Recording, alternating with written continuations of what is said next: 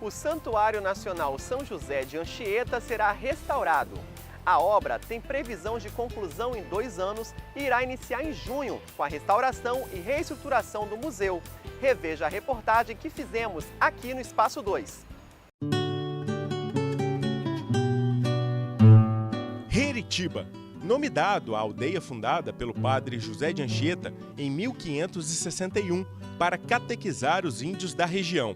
Aqui o jesuíta viveu os últimos 10 anos de vida. Anchieta nasceu em Tenerife, nas Ilhas Canárias.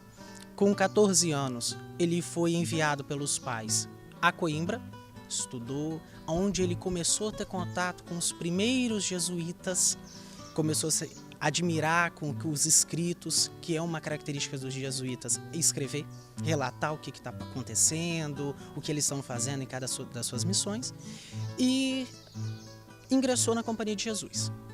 O Anchieta ele tinha uma doença, né, uma tuberculose óssea, né, e essa doença estava aqui agravando em Portugal. Então, o que os jesuítas fizeram? Vamos mandar, que era uma tradição na época, cuidar da doença num clima típico ou muito semelhante daquilo que você nasceu. Então vamos enviar o Anchieta para o Brasil.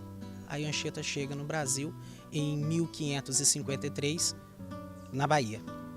De lá, o Anchieta sempre se dedicou muito a estudo, ele foi muito estudioso e interessado e começou a aprender a língua dos indígenas, e nisso ele foi sendo enviado.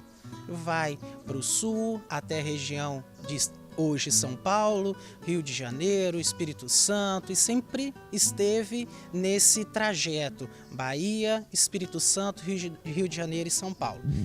Com o tempo, ele foi ordenado padre em 1566, e logo, por esse destaque todo dele, se torna o provincial dos jesuítas no Brasil, ou seja, ele é o padre responsável por todos os jesuítas. Então ele teve que fazer visitações em cada missão dos jesuítas no Brasil. Então ele foi do sul de Pernambuco até São Paulo. São José de Anchieta teve conexão direta com o estado do Espírito Santo por 32 anos. Ele chegou aqui no estado para se fixar aqui como superior da ordem em 1584. Os jesuítas, se tratando de Espírito Santo, os jesuítas foram os grandes responsáveis pela dinamização da ocupação social e econômica portuguesa aqui. No tempo que eles ficaram aqui, eles comandaram a vida política e a vida econômica e social e cultural aqui no estado do Espírito Santo. Aqui o jesuíta viveu os últimos 10 anos de vida. A saúde foi agravando, então o padre provincial do Brasil na época, pede que ele então fique aqui. Ele escolheu, né, ele pediu, e o padre geral, o provincial, autorizou ele ficar. E foi quando, num domingo de 9 de junho de 1597, José de Anchieta falece na cela que está aqui anexa ao santuário. Heritiba se transformou em Anchieta, uma homenagem ao jesuíta. A história do Padre Santo está guardada num santuário no coração da cidade. Nós temos um santuário que está no centro da cidade de Anchieta, mas de uma paz fantástica, incomum, vamos por assim. Então nós estamos no centro. Justifica por que o Anchieta escolheu aqui para construir uma igreja e escolheu aqui para morrer. Então é um local muito maravilhoso. Quem visita o santuário pode conhecer a cela, o quarto onde viveu São José de Anchieta. Fica no 2º andar do prédio, é um espaço pequeno e aqui São José passou os últimos dias de vida até a morte. E este local foi escolhido também para guardar uma relíquia do santo, um pedaço da tíbia, o osso da perna de São José de Anchieta. Um museu também guarda objetos usados por São José de Anchieta durante a passagem pela região. Difícil visitar e não se emocionar.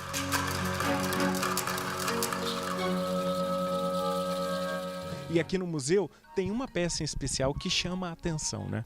Nós temos um crucificado, um Cristo crucificado em terracota, que ele é datado do século XVI, e muito provável que o próprio São José de Anchieta tenha usado essa imagem na catequização dos indígenas, numa missa. Nós tivemos uma reforma entre os anos de 1994 a 1997, e essa peça foi descoberta numa escavação. Ela estava enterrada junto com um padre que foi sepultado abaixo do altar. Então essa peça estava enterrada junto com esse padre. Então nas escavações, a arqueóloga achou essa peça e foi estudada, foi feita uma pequena restauração nela, né, porque como é terracota, ela é muito delicada, e hoje ela é uma peça que faz parte do nosso acervo.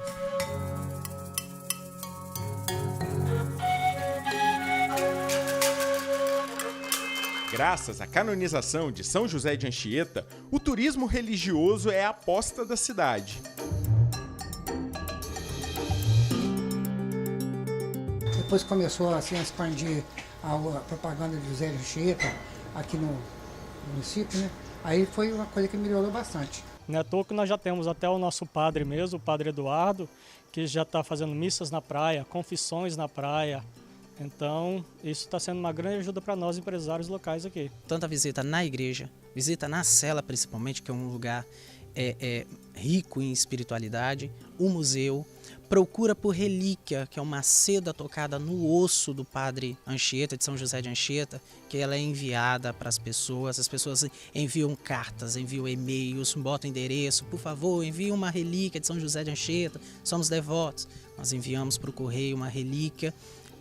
Há uma procura, nós estamos fazendo semestralmente 15 mil relíquias e distribuindo pelo Brasil. E para fora do Brasil, temos cartas do Canadá, dos Estados Unidos, de Portugal, da Espanha, da Itália e entre outros países, solicitando a relíquia de São José de Anchieta. Outra aposta é explorar as belezas naturais da região.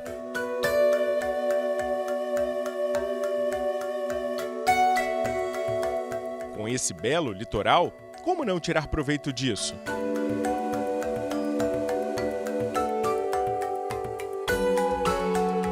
E o que dizer deste manguezal?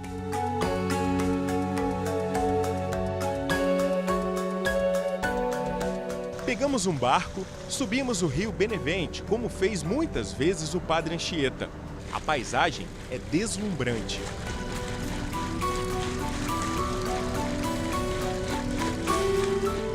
O manguezal de Anchieta é um dos mais preservados do Espírito Santo, uma espécie de berçário para várias espécies. E do alto, você tem a dimensão disso que eu estou falando. Estamos atrás das antigas ruínas de Anchieta. Para chegar lá, uma ponte sobre sambaquis, depósitos de conchas usados para guardar esqueletos indígenas da época dos jesuítas. A região guarda centenas de sambaquis. Só aqui nessa região de Salinas das Ruínas são 43 sítios arqueológicos, né? E nós temos um sítio arqueológico que fica no Santuário São José de Anchieta, lá no Centro Histórico de Anchieta. Agora, tem-se notícias de passagem de São José de Anchieta por essa região? Olha, como ele era denominado como Padre Voador Aribepe, a gente calcula que ele tenha passado também por aqui. E aí estão elas, as antigas ruínas.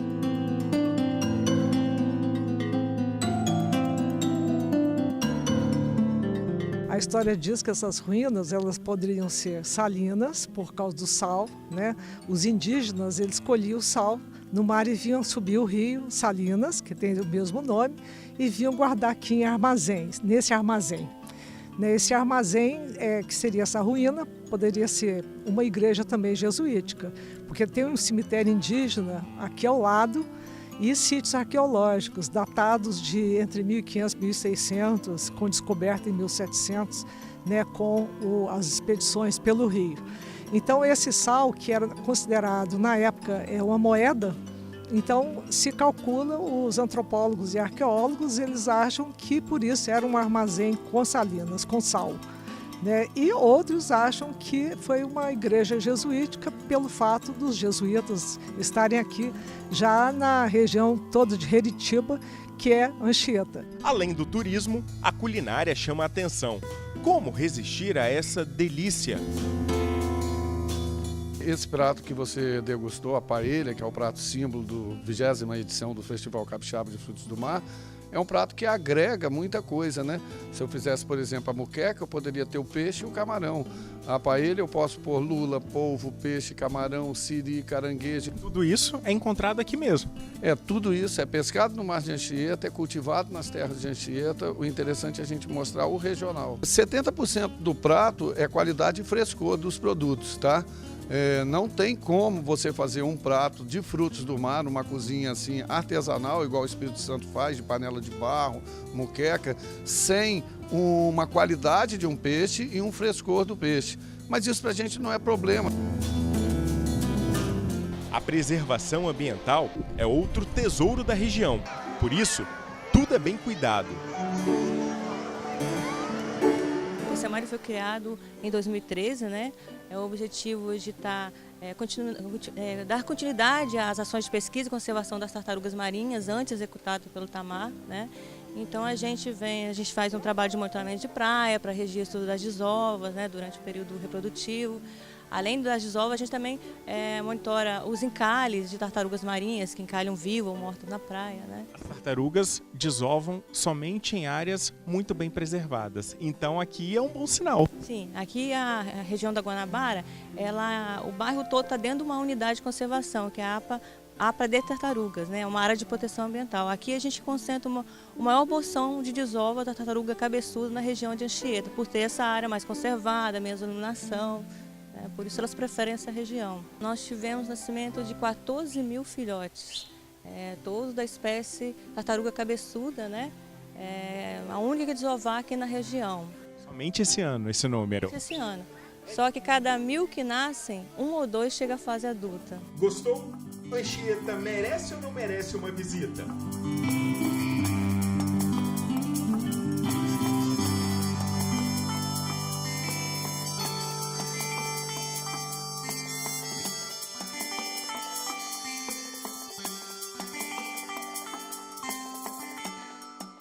E para finalizar, uma homenagem ao município de Vila Velha, que completa hoje 483 anos de muita história.